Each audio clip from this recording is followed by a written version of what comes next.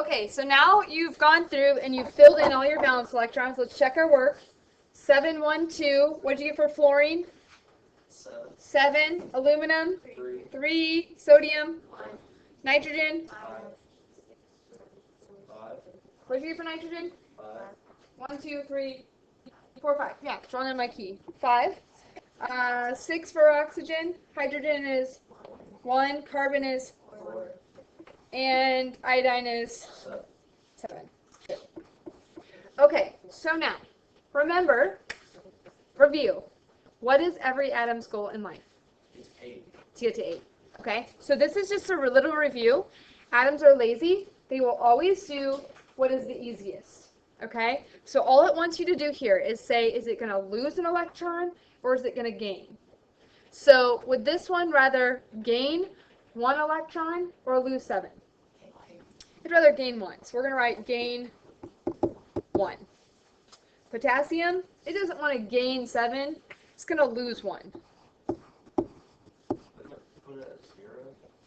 That would put it at no valence electrons, no electrons in the outer shell. So that would make it be like the noble gas that is right before it. Okay, magnesium, it would rather lose 2. Fluorine, it wants to gain 1.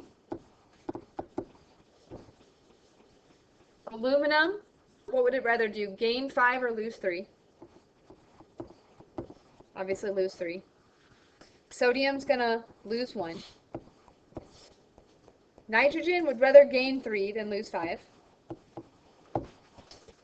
Oxygen would rather gain 2.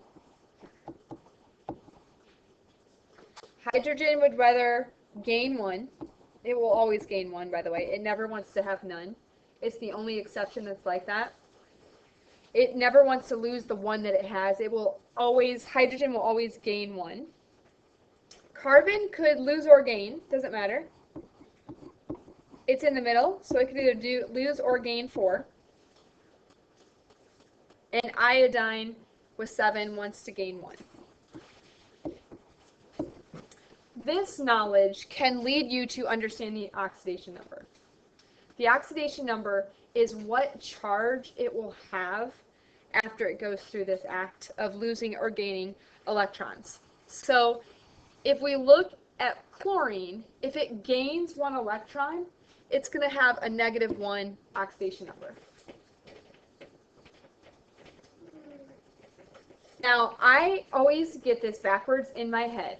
This is the way I have come about remembering it. Because I think that gaining, in my world, gaining weight is a negative thing. So gaining an electron is negative.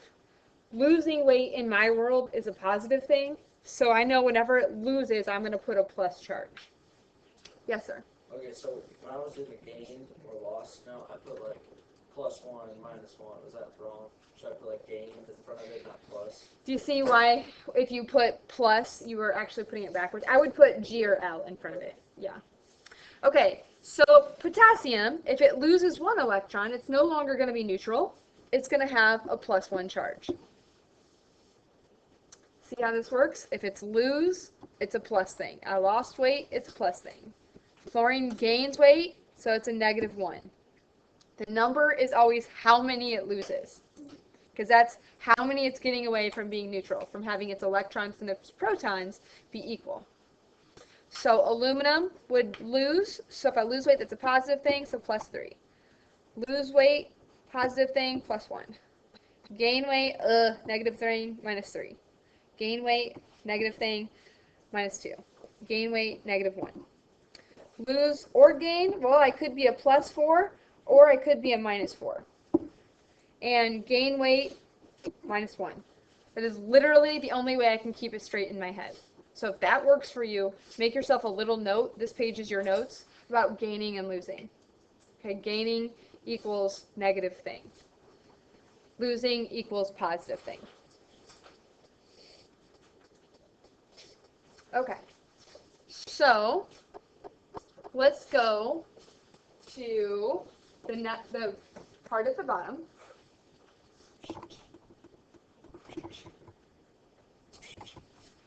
Okay, So what that means is, and you would write this on your periodic table, any element in group 1 which has one valence electron is going to have an oxidation number of what? If I lose one electron, everything in group 1 will have a negative 1 oxidation number. Because right now it has one valence electron, as you can see in the Lewis structures here, and it doesn't want one valence electron. It wants either an empty bus or a full bus. So it's going to lose one electron. If I lose one electron, then I have an overall positive charge. Sorry, I said that wrong, didn't I? Metals always form a positive charge. Okay? Now, your group 2 are going to be your plus 2s, because they're going to lose 2 electrons. My group 3, no surprise here, plus 3. My group 4 could be plus 4 or minus 4. My group 5, this is where things start to change. They're going to start gaining electrons.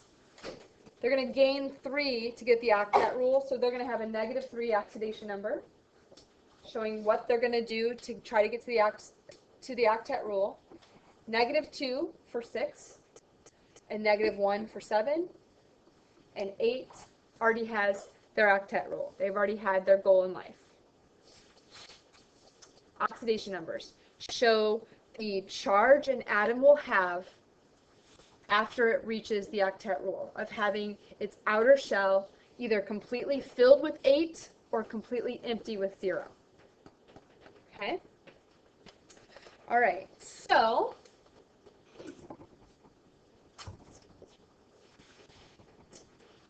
let's answer these questions at the bottom.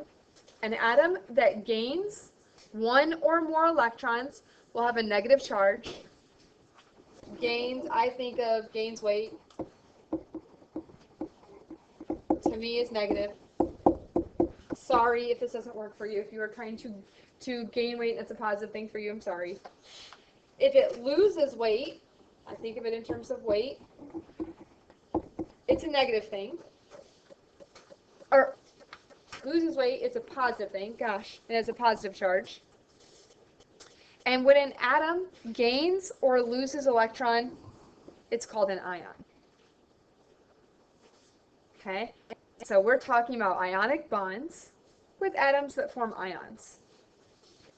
They form either a negative or a positively charged particle. Okay? Last bit of vocab that is review. A cation has a positive charge. An anion has a negative charge. Okay, here's my memory device. Some of you will like this, some of you won't. See the word cat? Here's my cat. Cats have paws.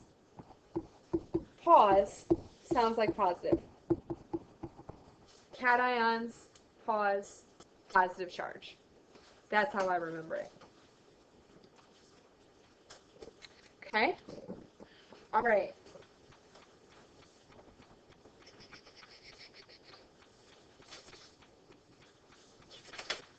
All right. So, what is an ionic bond? Is this on your sheet?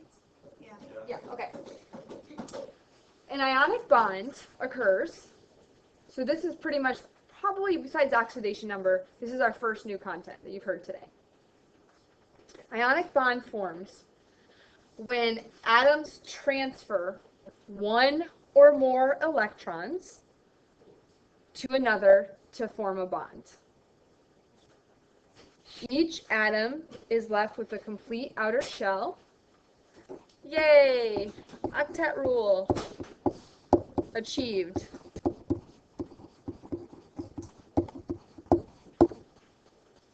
And it's always going to form between a metal, remember these are on the left side, metals are your cations, and a non-metal, that's on the right side of the periodic table, and those are your negative charge, those are your anions. Okay, so let's see what this actually looks like. So, I'm going to do the first one for you. The one that we always look at first, I don't know why it's every single example, is sodium and chlorine. okay? The first thing you need to be able to do is draw the Lewis structure. The Lewis structure only shows valence electrons, okay? So, sodium. I look on my periodic table, what group is sodium in? What number group is it in? 1. So I know that sodium's Lewis structure will have 1 valence electron. Boom. Draw the Lewis structure for each atom. Step 1. Chlorine. Draw the symbol. Chlorine's in group 7. I looked on my periodic table to find that. So I know that it has 7 valence electrons. Remember, you draw this so there's like 2 on each side, thinking there's 4 rows with 8 seats, or 2 seats in them each.